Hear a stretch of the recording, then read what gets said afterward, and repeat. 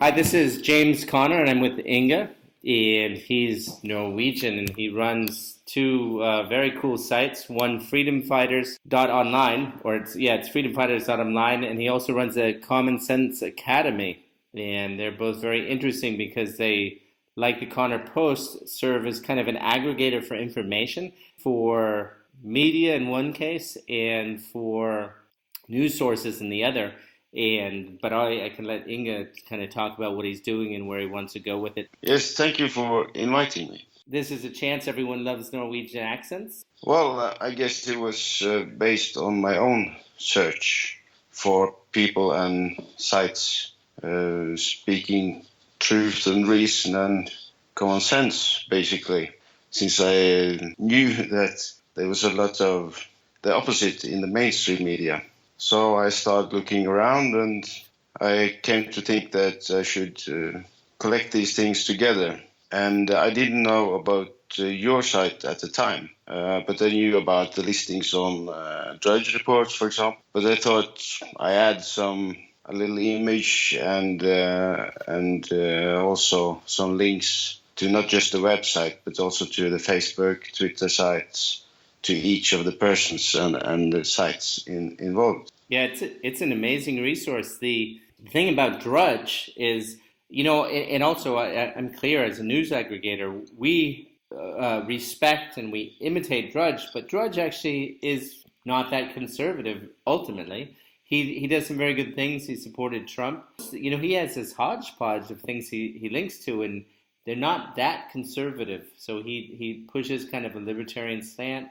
He does some good, we're used to do some good reporting, less now. His links, when I was just getting a little bit more involved in this, I was thinking, oh, well, these are great links. And I'd go to Drudge to find websites I wanted, or, if I couldn't remember the address, I'd go look them up on Drudge. But I started to realize that more and more of what he links to is just crap. The links on your sites are much better. And of course, what's totally interesting is they're not just American links. They're Nordic, Baltic Sea, a variety of Anglo links. I wonder, as you're looking around, well, you're Nordic, so you're Norwegian. What do you think's going on in Norway? What do you think are the best links throughout the Scandinavian realm? Well, the short answer is, of course, just visit my sites. But I can mention a few of them. For example, the largest in Norway is called document.no. I would say the largest in Sweden is avpixlat. So that's avpixlat.info. Mm-hmm. The biggest in Denmark that is really not mainstream is probably newspeak.info. Mm-hmm. It's interesting because you're putting this together, but do you have contact with some of these people? Are you working kind of as an independent agent, or do you have contact, with people within the conservative realm or conservative parties? First off, I work very independently in this. The political incorrect community is not so big in Scandinavia. So I've met many of these people, been around on some events, meetings, etc. Mm-hmm. So I have met some of them, absolutely.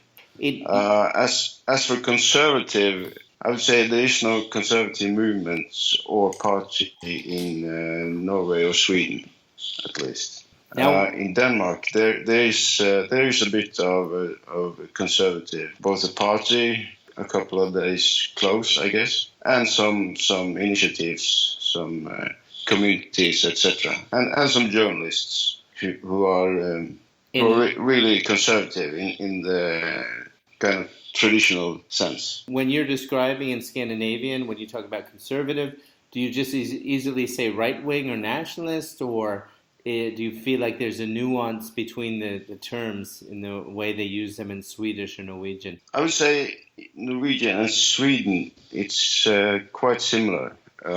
In Denmark, it's a bit different.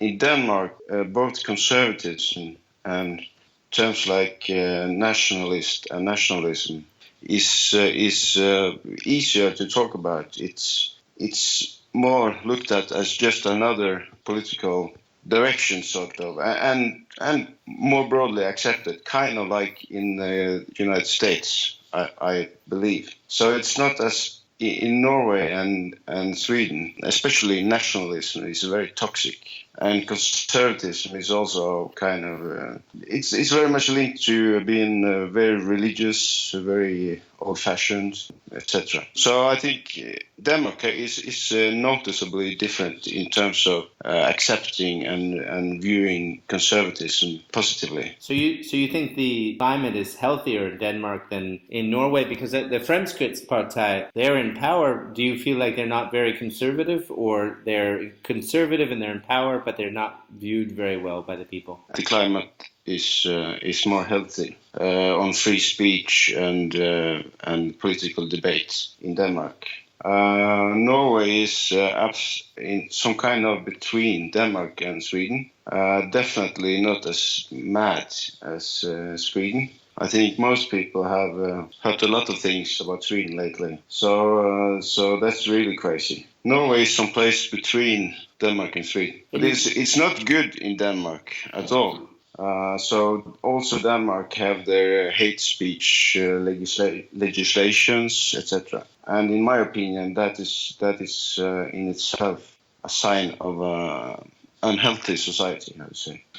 When I see the polls in Sweden, I see the polls that the Swedish Democrats regularly get between 22 and 26% of the polls. The real polls, not the bullshit polls. That's a huge section of the populace. They almost always come in first in polling. Do you think that in spite of the fact them doing that well in the polls, that it's still very difficult to talk to Swedes about these issues like immigration and nationalism?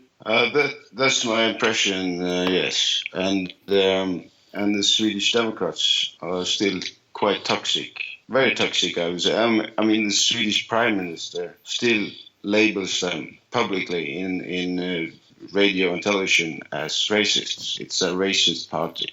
So all the way up to the top, the Swedish Democrats are labeled as racists and fascists, etc. And as you might know, the last election after the last election in Sweden, all the other parties ganged up against the Swedish Democrats. So even the other parties that are supposed to be on the same kind of side, if you think left, right, they rather cooperate with the leftist party than cooperating with the Swedish Democrats. That will probably be the case also after the coming election next year. So if the Swedish Democrats are to get into government, they would need over 50%. At the same time, I think with the Dansk Folkeparti, I remember I was in Denmark, 20 years ago, and people were talking about how toxic they were. You say now they're accepted.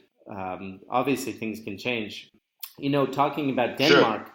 I was wondering, you have links to parties and things. So there's the Dansk Folkeparti, but what's happening with these, I think you call them Nye Borgerlige? Yes, that's I think that's positive what's happened with the Nye Borgerlige. I say Nye Borgerlige. You said it more like a Danish, actually. Okay. So that was great. And the polls are unsecure if they will make it into the parliament. I hope they will. The Danes have similar system as the Brits in the sense that the sitting government, can call an election anytime, basically. So we don't know when the next election in Denmark will be. Okay. And therefore there are also two other parties that are definitely on the official right side and critical or directly negative to multiculturalism, immigration, Islam, etc. But they are not qualified to run for parliament they need, like signatures, Okay. a certain amount of signatures to be qualified. Okay. But since we don't know when the election comes, maybe they will get the signatures together. And so what's the climate with Norway? So Norway has the Fremskrittspartiet. You probably say it better than I Yes. do. No, that was good. That was Okay, really good. what's your impression about them? Do you feel like they're conservative enough? Do you feel like they're a libertarian party, something like UKIP? Well, they again they are labeled as really really right wing by their adversaries anyway. I see them as, we call it, liberalists. But liberalists, the term liberal or liberalists in Norway would be more or less equivalent as to libertarian in North America. Yeah. Okay. Um, they are the most, let's say, immigration critical party in parliament. To me and many others, I think they have disappointed. They are kind of sold out. Okay. And I don't see any conservatism in neither they or the traditional big, supposed to be conservative party, which is called Høyre in Norwegian, which actually means right, Mm-hmm. literally the word. And I see no conservatism in any of those parties. Okay. Are there any small parties on the horizon in Norway that people can keep their eyes open for? Yes, but they are still very small. I doubt they would qualify for parliament. Okay. The But did you know, in Norway, as you might mention, we have election this year, so it's in September already. So Okay. it's a bit exciting, but I don't think there will be much change. You've also set up the Common Sense Academy, which is the CSA.net. And that's very interesting because you basically try and direct people to the top. And I'm finding more and more that YouTube is a wonderful resource. You're trying to push people to resources where they can see things for themselves, the most interesting speakers and mostly video, so people can get educated. Well, it's closing 2 years now, I think, since I started it, and I was getting the best information and also in search for good arguments when debating people at home. I found through videos.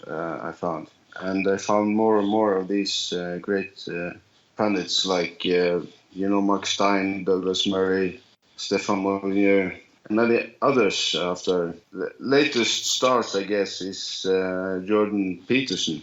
I'm sure you know him. You know what? I was And just looking. and I'm just looking at the website right now, and I know everyone, but I don't know Jordan Peterson. So I'll be digging into him afterwards. yeah, he's great. Anyway, I started collecting these and made a site for presenting them. And it evolved into also sorting them and the topics like the best videos on free speech, the best on multiculturalism, on political correctness, etc. Yeah. But it's a lot of work, so I try to maintain with at least some new videos quite often. It's an amazing resource. You know, these are things that I have to say that, and it was a little bit with the idea with Connor Post, but I would look around for resources, and I'd always be, Googling things like good conservative news sources, and I'd get these bunk answers. I mean, obviously Google's not on our side, so already dealing with Google is a catastrophe. But basically, it gets very hard to find aggregated sources for conservative thought. And sometimes I think most people's journey is they find one and then they find another and they kind of like breadcrumbs. They get into the world, but I get amazed at how much is out there that sometimes I still don't know about, and I'm constantly trolling and looking for resources. I haven't seen that many like this. It's impressive, and Thank you. I can only recommend that people go and check it out as a kind of one stop to get an overview of what's out there. was, so the other one, the Freedom Fighters, is divided up a little bit more by region. Choices of must-see, things that are short, things that are long. It's very visual, so you can go through and you can look at things and you can get a kind of a good overview, so it makes it very easy to browse and you're not dependent on YouTube's system of presenting things, which is questionable already. So 2 years, yeah, that's amazing. And Freedom Fighters has also been up for a year or two, or how long have you been working on Freedom Fighters? Uh, Closer to a year, I Okay, think. So I started with the Common Sense Academy okay, site. good. So, but also I'm very I think more things are coming all the time on our side, if I can say that. Sure, And I'm also very positive to cooperation and to merge forces. Say. sure. What are the best ways to connect with you, Inge?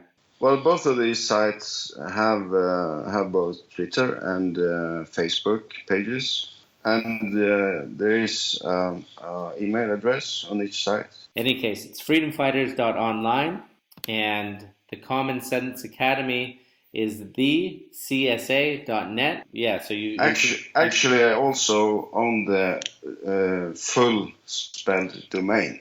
So if you type the Common Sense Academy.net, it also links back to the CSA.net. Okay, perfect, perfect. I think we kind of have an overview. I encourage everyone to go check these out. They're amazing sites, and it was good talking to you, Inge. Thanks for taking the time.